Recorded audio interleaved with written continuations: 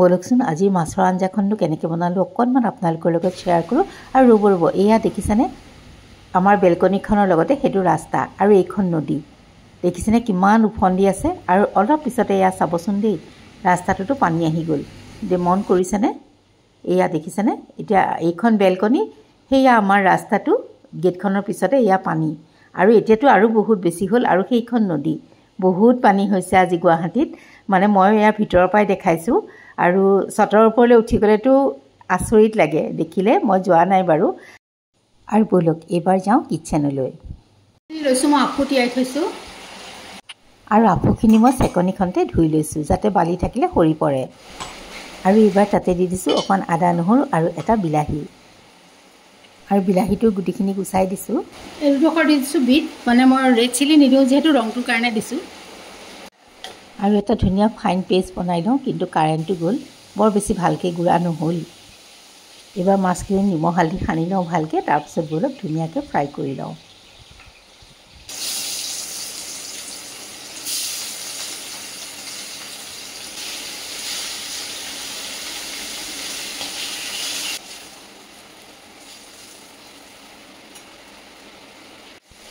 আৰু এইবাৰ বাকী থকা মাছখিনিও দি দিছোঁ সেইখিনিও ধুনীয়াকৈ ফ্ৰাই কৰি লওঁ।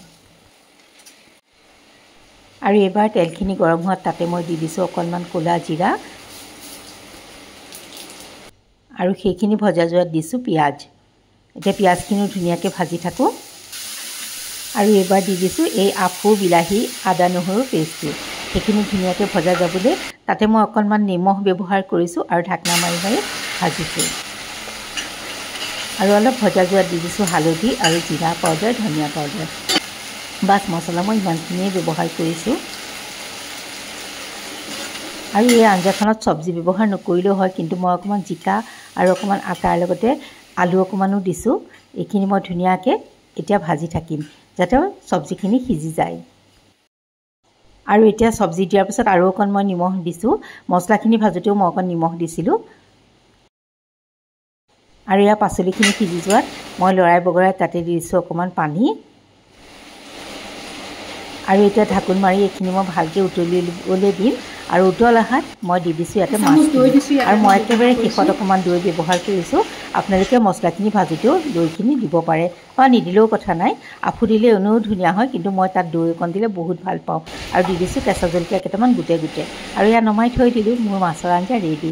আজি যিহেতু অকণমান বতৰটো বেয়া আছিল সেইকাৰণে টেঙাও নহয় জ্বলাও নহয় এনেকৈয়ে খালোঁ মাছৰ আঞ্জাখন। আৰু ব'লক অকণমান খায়ো কওঁ একদম টেষ্টি।